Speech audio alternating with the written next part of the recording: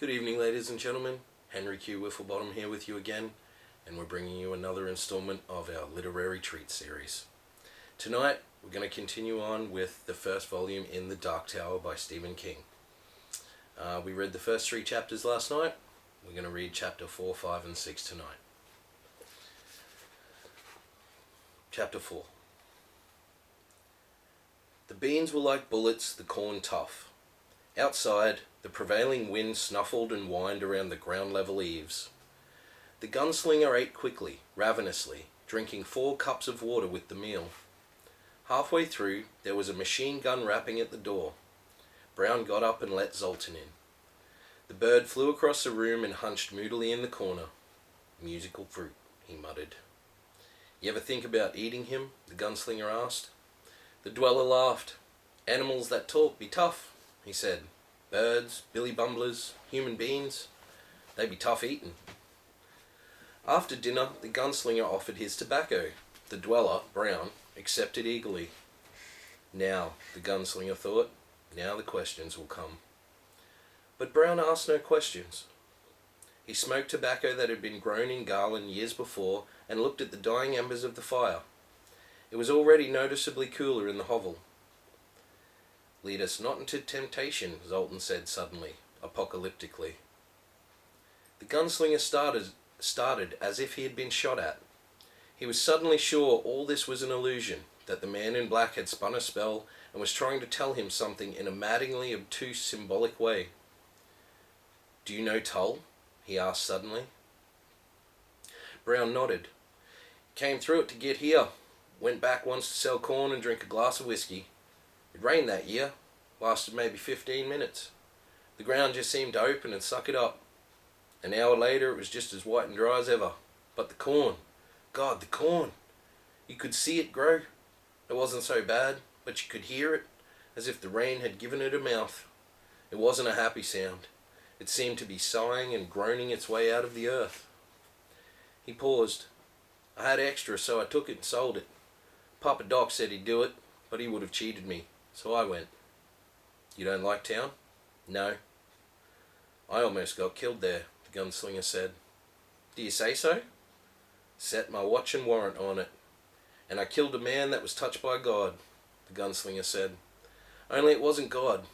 It was the man with the rabbit up his sleeve, the man in black." "He laid you a trap?" "You say true, I say thank you."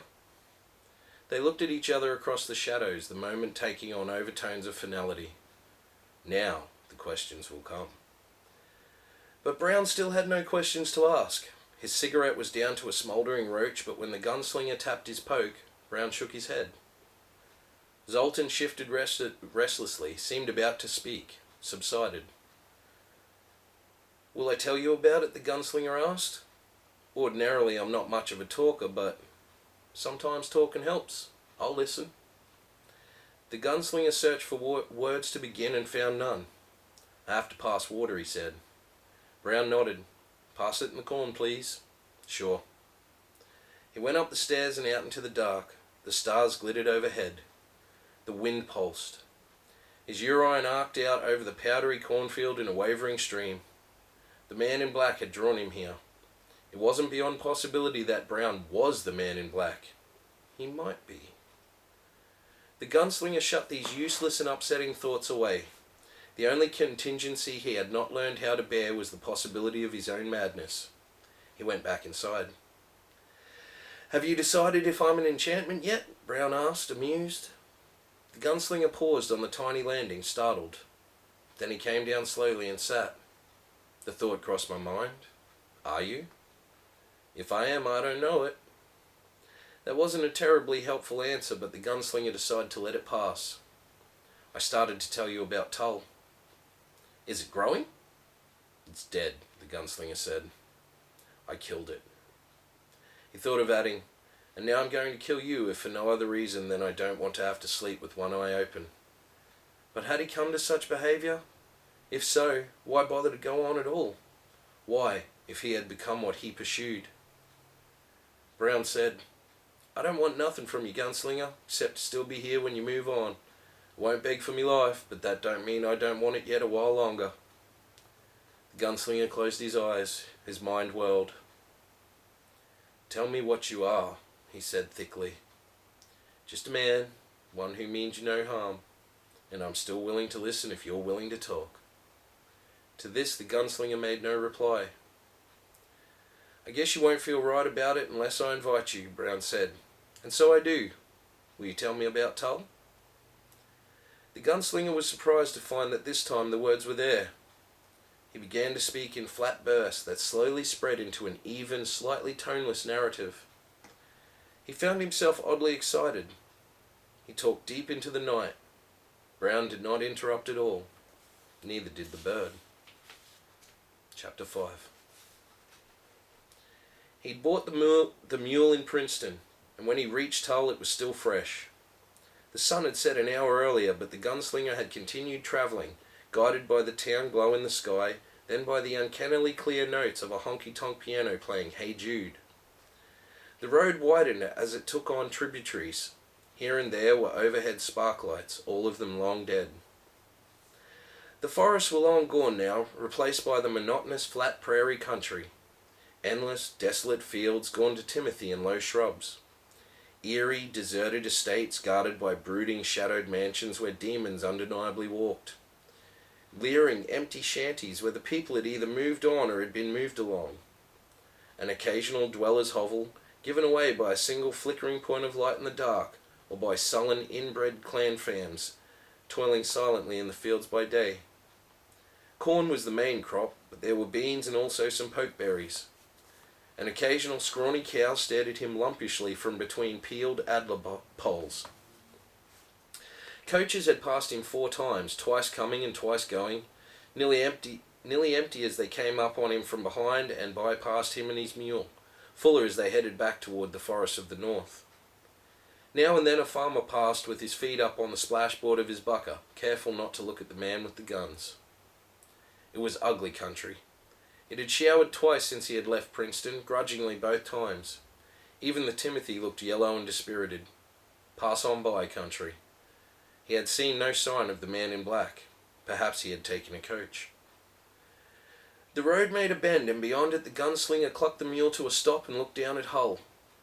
It was at the floor of a circular, bowl-shaped hollow, a shoddy jewel in a cheap setting. There were a number of lights, most of them clustered around the area of music.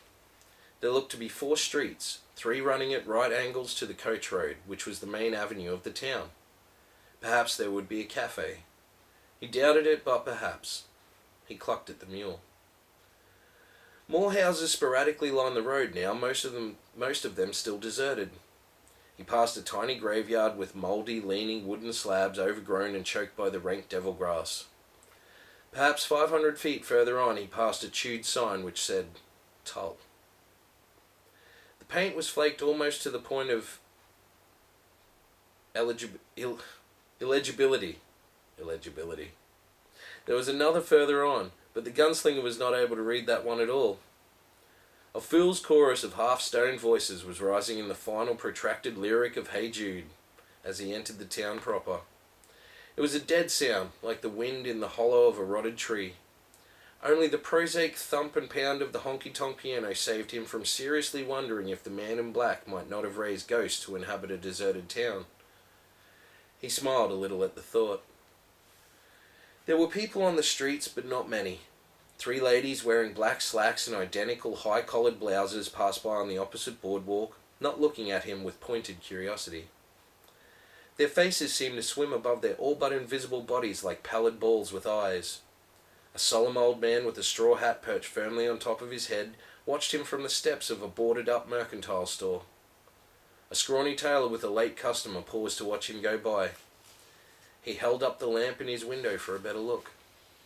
The gunslinger nodded. Neither the tailor nor his customer nodded back. He could feel their eyes resting heavily upon the low-slung holsters that lay against his hips. A young boy, perhaps 13, and a girl who might have been his sister or his jilly child crossed the street a block up, pausing imperceptibly. Their footfalls raised little hanging clouds of dust. Here in town, most of the street-side lamps worked, but they weren't electric. Their isinglass sides were cloudy with congealed oil. Some had been crashed out. There was a livery with a just hanging on look to it, probably depending on the coach line for its survival. 3 boys were crouched silently around a marble ring drawn in the dust to one side of the barn's gaping maw, smoking corn shuck cigarettes. They made long shadows in the yard. One had a scorpion's tail poked in the band of his hat. Another had a bloated left eye bulging sightlessly from its socket. The gunslinger led his mule past them and looked into the dim depths of the barn. One lamp glowed sunkenly. A shadow jumped and flickered as a gangling old man in bib overalls forked loose timothy hay into the hayloft with big grunting swipes of his fork. "Hey!" the gunslinger called. The fork faltered and the hostler looked around with yellow-tinged eyes. "Hey yourself!" "I got a mule here." "Good for you." The gunslinger flicked a heavy, unevenly milled gold piece into the semi-dark. It rang on the old, chaff-drifted boards and glittered.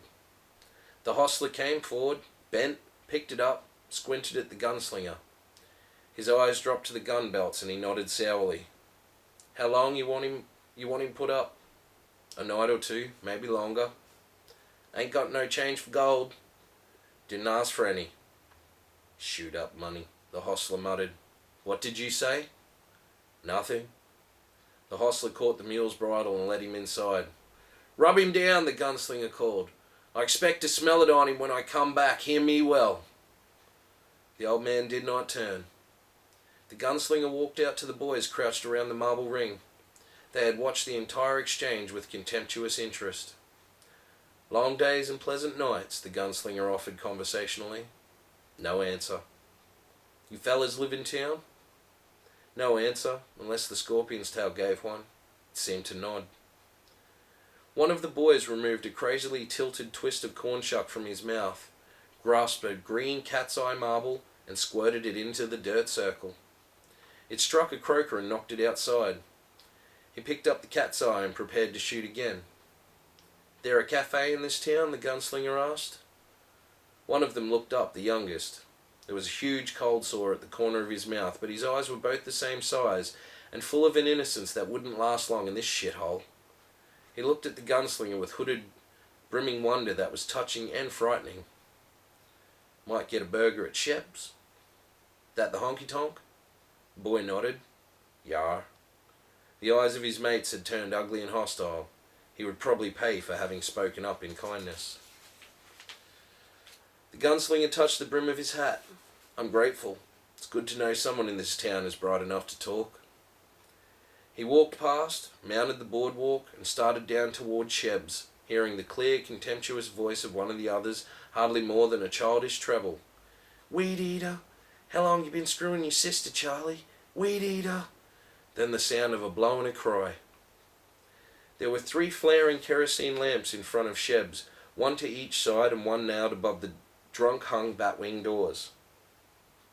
The chorus of Hey Jude had petered out, and the piano was plinking some other old ballad. Voices murmured like broken threads. The gunslinger paused outside for a moment, looking in. Sawdust floor, spittoons by the tipsy leg tables, a plank bar on sawhorses, a gummy mirror behind it reflecting the piano player who wore an inevitable piano stool slouch. The front of the piano had been removed so you could watch the wooden keys wonk up and down as the contraption was played. The bartender was a straw-haired woman wearing a dirty blue dress. One strap was held with a safety pin. There were perhaps 6 townies in the back of the room juicing and playing Watch Me apathetically. Another half dozen were grouped loosely about the piano, 4 or 5 at the bar. And an old man with wild grey hair collapsed at a table by the doors. The gunslinger went in. Head swiveled to look at him and his guns. There was a moment of near silence, except for the oblivious piano player who continued to tinkle. Then the woman mopped at the bar and things shifted back. "Watch me," one of the players in the corner said, and matched 3 hearts with 4 spades emptying his hand. The one with the heart swore, pushed over his stake, and the next hand was dealt. The gunslinger approached the woman at the bar. "You got meat?" he asked. "Sure." She looked him in the eye. And she might have been pretty when she started out, but the world had moved on since then. Now her face was lumpy, and there a livid scar went corkscrewing across her forehead. She had powdered it heavily, and the powder called attention to what it had been meant to camouflage. Clean beef, threaded stock. It's dear, though. Threaded stock, my ass, the gunslinger thought. What you got in your cooler came from something with 3 eyes, 6 legs, or both. That's my guess, Lady Sigh. I want 3 burgers and a beer, would it please you? Again, that subtle shift in tone. 3 hamburgers. Mouths watered and tongues licked at saliva with slow lust. 3 hamburgers. Had anyone ever seen anyone eat 3 hamburgers at a go? That would go you $5. Do you ken box? Dollars? She nodded, so she was probably saying bucks. That was his guess anyway. That with the beer? He asked, smiling a little. Or is the beer extra? She didn't return the smile. I'll throw in the suds. Once I see the colour of your money, that is. The gunslinger put a gold piece on the bar and every eye followed it. There was a smouldering charcoal cooker behind the bar and to the left of the mirror. The woman disappeared into a small room behind it and returned with meat on a paper. She scrimped out 3 patties and put them on the grill. The smell that arose was maddening. The gunslinger stood with stolid indifference, only peripherally aware of the faltering piano, the slowing of the card game, the sidelong glances of the barflies.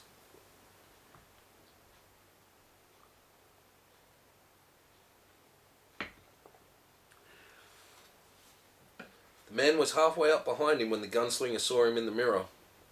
The man was almost completely bald, and his hand was wrapped around the haft of a gigantic hunting knife that was looped onto his belt like a holster.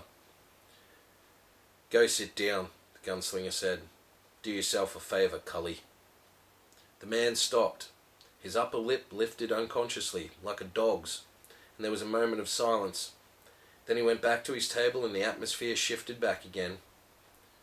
Beer came in a cracked glass schooner.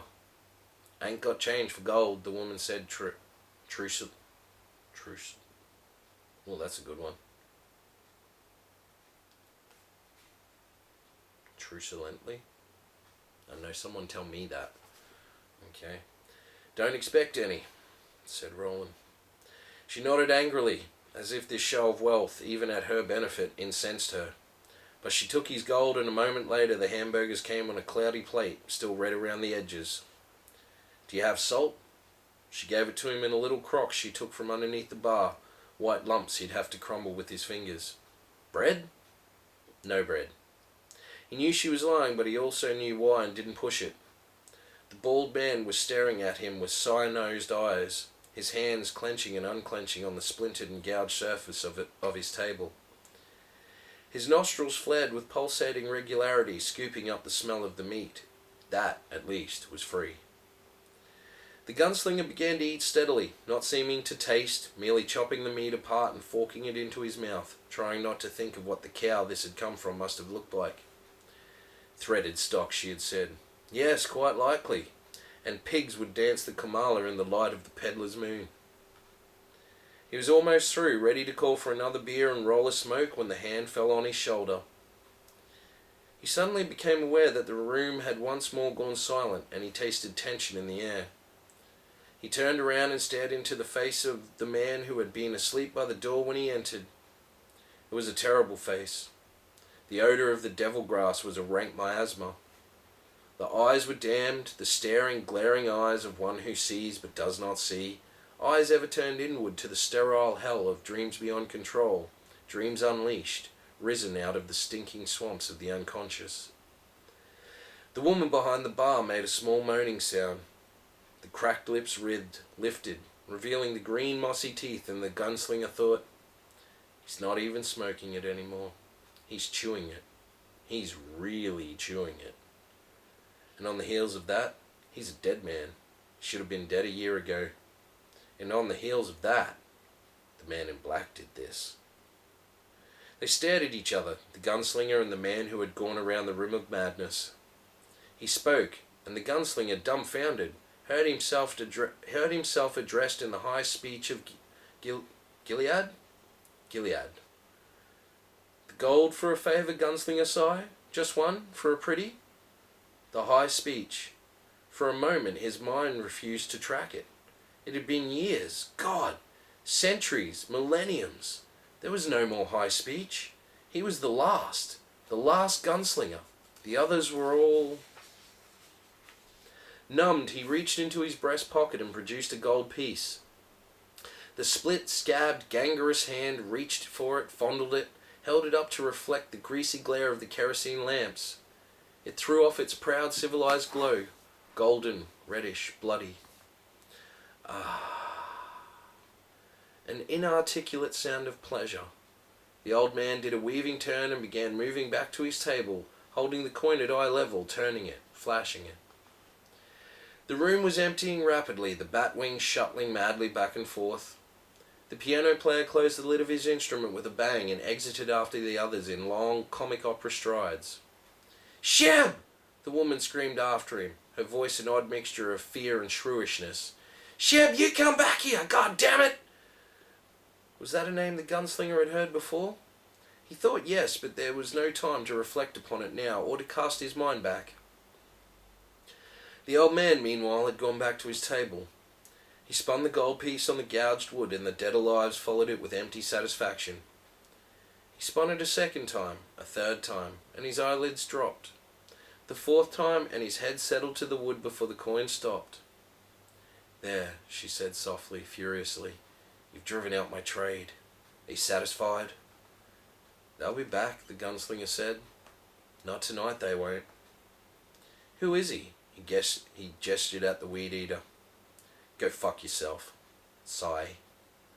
"I have to know," the gunslinger said patiently. He talked to you funny," she said. "Nort never talked like that in his whole life.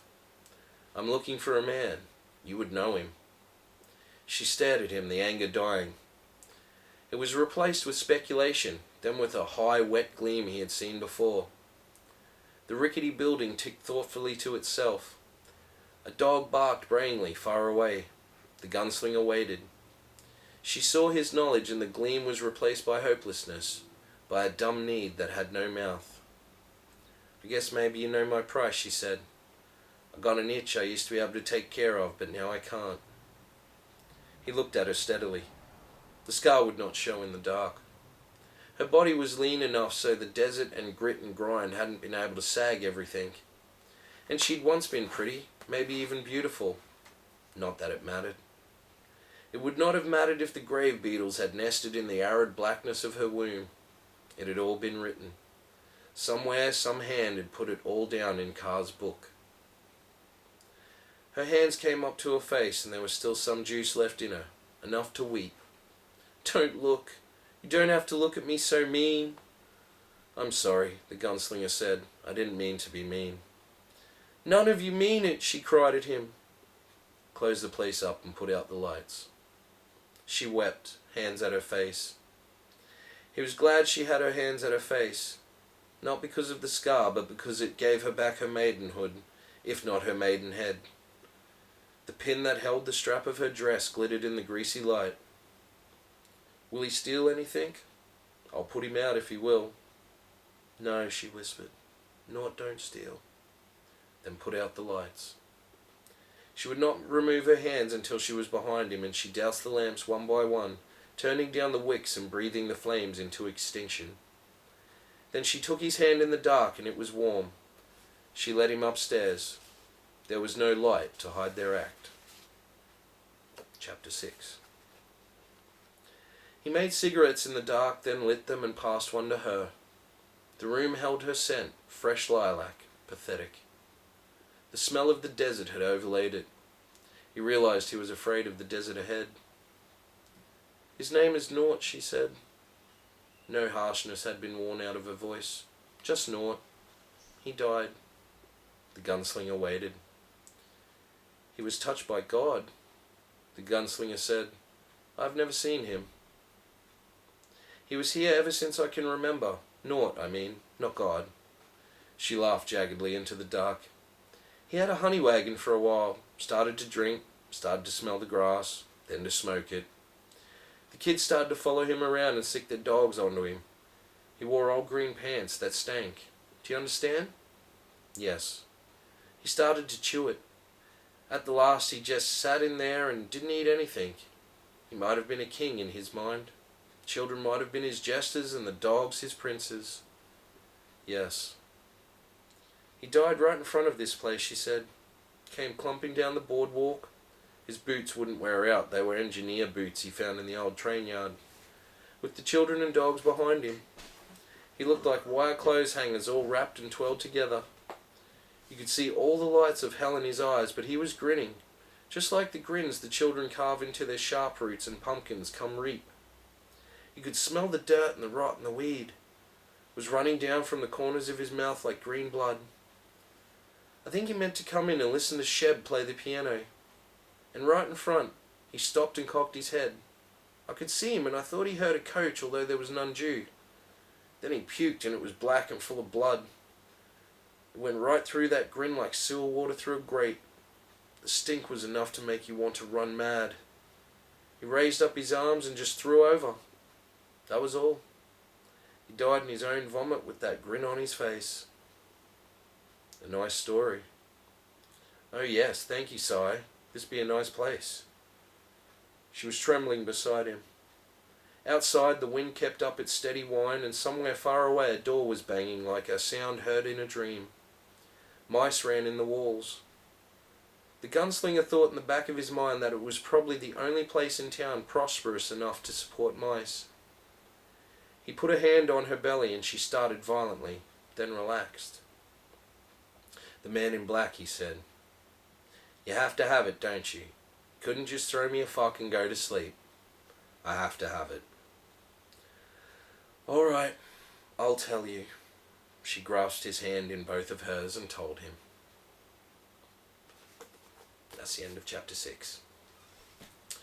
So, hope you enjoyed tonight's 3 chapters of The Gunslinger, Volume 1 of The Dark Tower.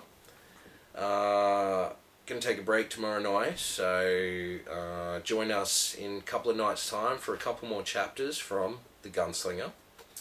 A shout out to our other series that we're doing at the moment, James Barclay's Dawn Thief. If you want to check that one out, the first 4 chapters are up of that one.